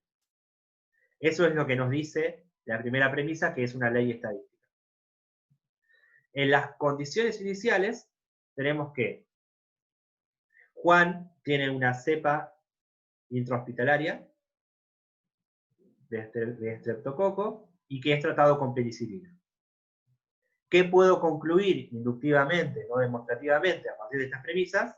Que Juan no se va a recuperar. ¿Se ve? ¿Estamos de acuerdo? Esta es una inferencia inductivo-estadística que explica de esa manera por qué Juan no se recupera. No se recupera porque si tenés una cepa intrahospitalaria es muy probable que no te recuperes. Entonces, podemos decir que la probabilidad de no recuperarse, dado que estamos frente a una cepa resistente de estreptococo, siendo que uno es tratado con penicilina, es muy alta. Esta generalización estadística también puede ser considerada una ley. Es verdadero que es una infección de estreptococos resistentes a los antibióticos, entonces, por más que te trates con penicilina, es muy probable que no te recuperes. Ahora, fíjense, tenemos dos inferencias. Si quieren, vamos a hacer la pizarra. Porque está una muy lejos de la otra en el texto. Esta es una.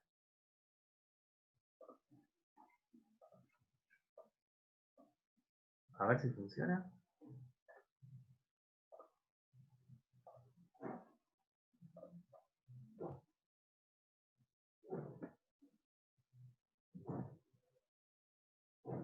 Bueno, no funciona. Así que vamos a tener que escribirla toda de nuevo. Ahí está.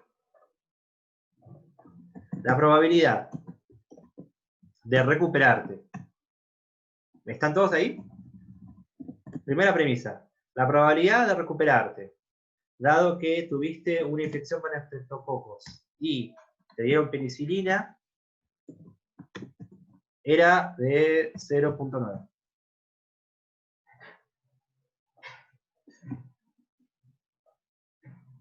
La segunda premisa es que Juan tiene una infección con estreptococos y, y que es tratado con penicilina. Por lo tanto,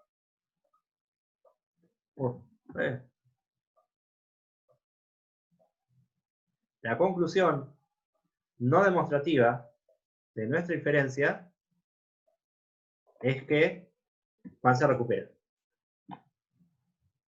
Esta era nuestra primera inferencia. Hasta acá estamos todos. Ahora, fíjense la otra inferencia, la que tenemos más abajo.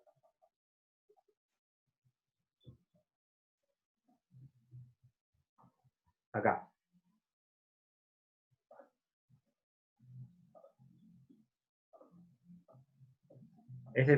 Tiene esta primera premisa. La probabilidad de no recuperarte, dado que tenés una cepa intrahospitalaria y te dan penicilina, también es muy alta, 0.9. Y las condiciones antecedentes de esta inferencia son las siguientes.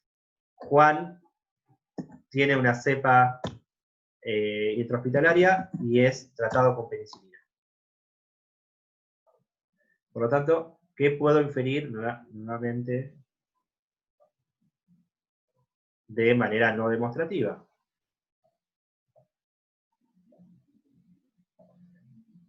Puedo inferir que Juan no se recupera. ¿Se ve?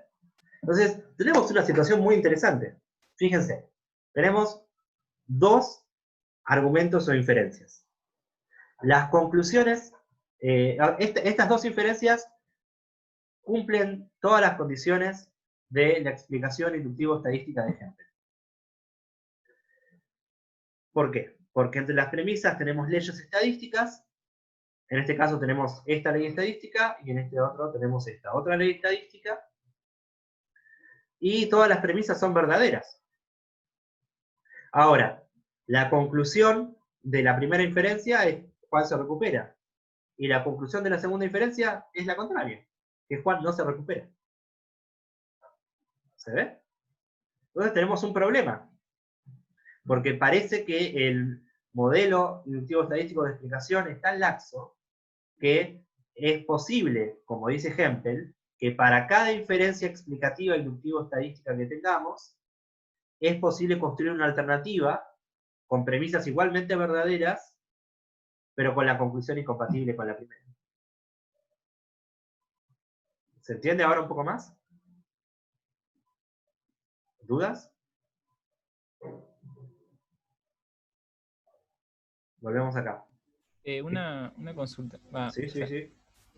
Yo entiendo igual que, o sea, es algo que me hace un poco de ruido porque en sentido estricto, o sea, las premisas, o sea, los casos para mí no serían comparables porque las premisas son completamente distintas. O sea, no habría un problema ahí en el sentido de que en sentido estricto, o sea, es cierto que se pueden concluir dos cosas completamente contradictorias entre sí, pero porque las premisas son también completamente distintas entre sí. O sea, no habría una forma de salvar la crítica diciendo, bueno, pero si me pones premisas que sean completamente distintas entre sí, es evidente que la conclusión podría no coincidir. No sé cómo decirlo. Eso es Pablo, ¿no? Sí. Estás bien orientado. Lo que va a decir Hempel, frente a este problema que él mismo identifica, es que es necesario establecer un requisito. Porque si bien, como vos decís, las premisas son distintas, la única relación que hay entre ellas no es esa, sino que además, si se quiere, las premisas de la inferencia de la derecha son mucho más específicas que las premisas de la inferencia de la izquierda. Fíjate, en la inferencia de la izquierda, vos simplemente sabés que Juan tiene una infección con estreptococos. Y si esa fuese la única información que tenés, que Juan pertenece al conjunto de las personas infectadas con estreptococos, entonces la conclusión razonable es que se curará. Pero no solo es verdadero que Juan está infectado con estreptococos, sino que algo más específico que se puede decir de Juan es que está infectado con una cepa intrahospitalaria de estreptococo. Con lo cual, Juan pertenece no solo generalmente a la clase de quienes están infectados con estreptococos, sino a la clase más específica de las personas infectadas con estreptococos intrahospitalarios. Entonces, lo que Hempel va a decir es, lo que hay que hacer es establecer un requisito de máxima especificidad. Esto es, debemos agregar entre las premisas toda la especificidad posible, de manera tal que la inferencia, la conclusión a la que lleguemos, sea el resultado de haber considerado toda la información antecedente relevante. Esa es la idea. Vamos a verlo mejor volviendo a Hempel. Sergio, Sí. una pregunta con respecto a eso y lo que había acotado Pablo. Pero viste que ahí, digamos, parecía como que no serían diferentes las premisas, porque ahí vi como, lo veo como algo así como una especie de función matemática, porque sustituías R por menos R y S por S más. Y no parecía que eso cambiara. Pero ahí más es simplemente, podría haber puesto otra letra, es solo para indicar que es una cepa dura. Podría haber puesto, no sé, J, o sea, no hay nada algebraico ahí.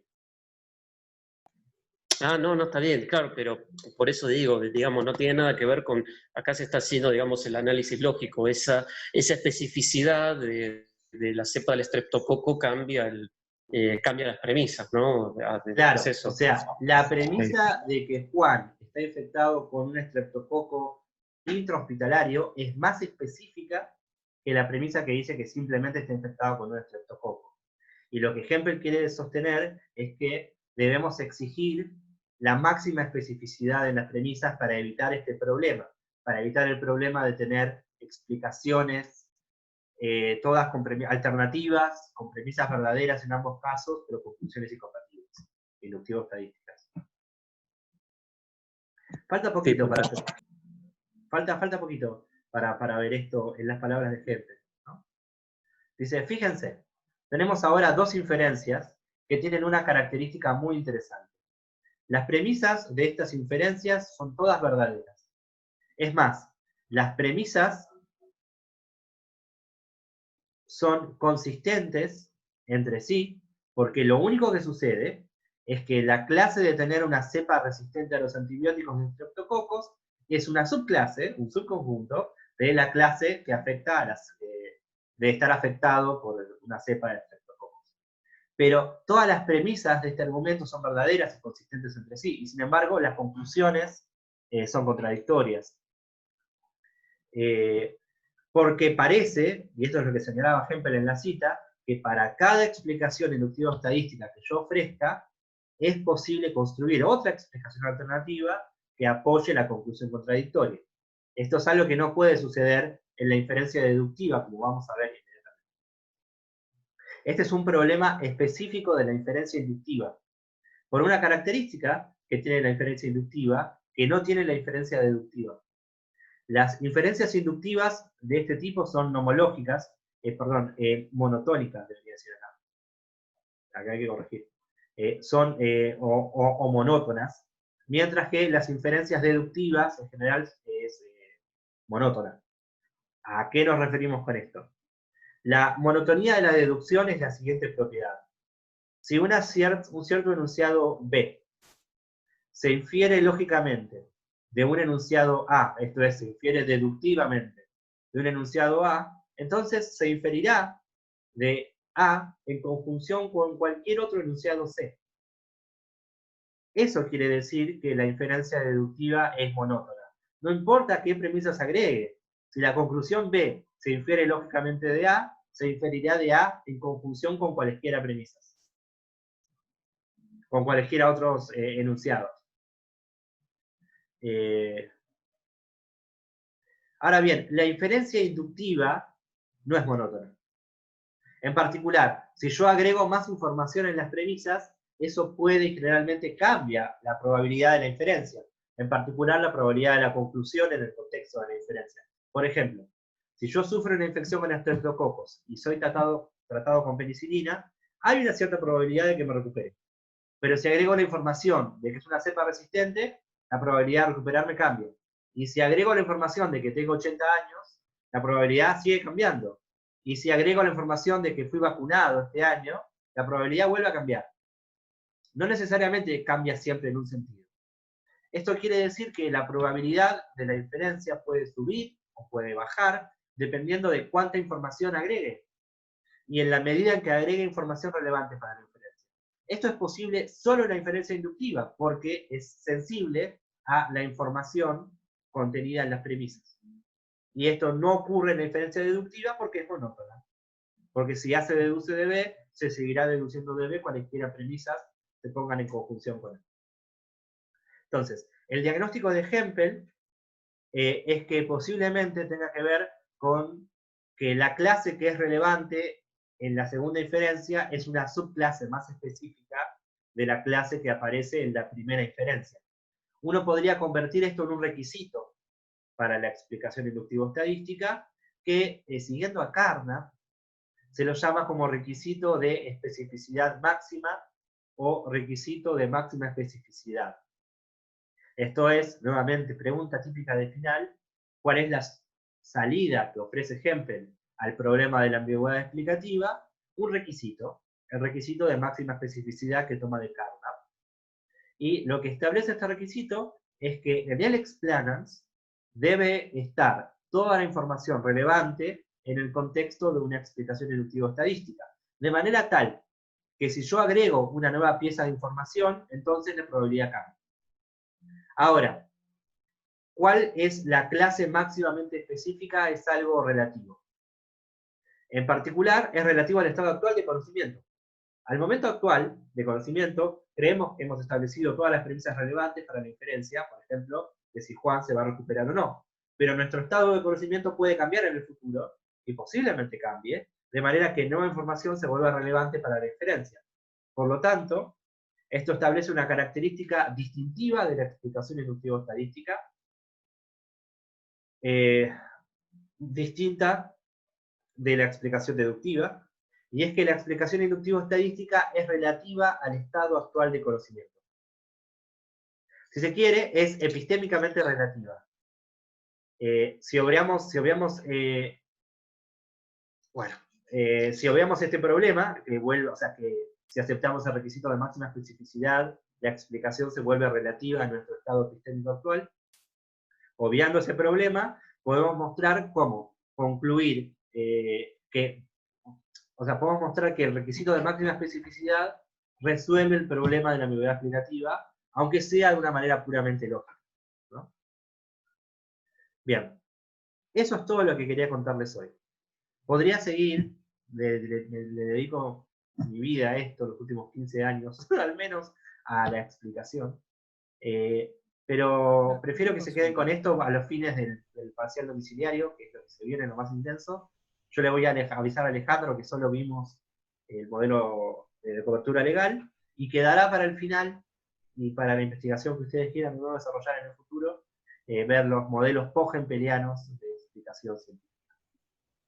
Una consulta. Sí. Pero esto de agregar nueva información no hace falsas a las otras premisas. No es que se mantiene la verdad de los dos esquemas. No, Pero o sea, perdón, a ver, desarrollar. No, si yo digo que, por ejemplo, tiene una cepa especial de tal enfermedad, es falso que tuviese una cepa común de tal enfermedad. O sea, no hace falso el otro. Claro, bueno, pero fíjate que la premisa en el primer caso no es que es una cepa común, sino que es simplemente una cepa. Simplemente no distingue, no especifica. entre comunes y anómalas o intrahospitalarias. Bueno. Se supone que no, que tienen que ser consistentes Ok, las o sea, premisas. toda esta información que entiendo que en el criterio toda información que agregue no debería ser no debería ser que lo otro sea completamente falso. Por Claro, debe ser más específica, no contradictoria. Por lo tanto, compatible. Ok. Gracias. No, gracias a vos. ¿Dudas? ¿No? Bueno, creo que esta vez lo grabé bien. Así que espero poder subirlo hoy. Si no tienen más dudas, el próximo lunes seguirán con los teóricos de Alejandro, en este cuatrimestre que no termina más. Y ahora, si les parece bien, me voy a hacer la programación del segundo cuatrimestre, que también la necesita. Bueno, muchas gracias a todos y nos vemos por ahí. Bye, bye.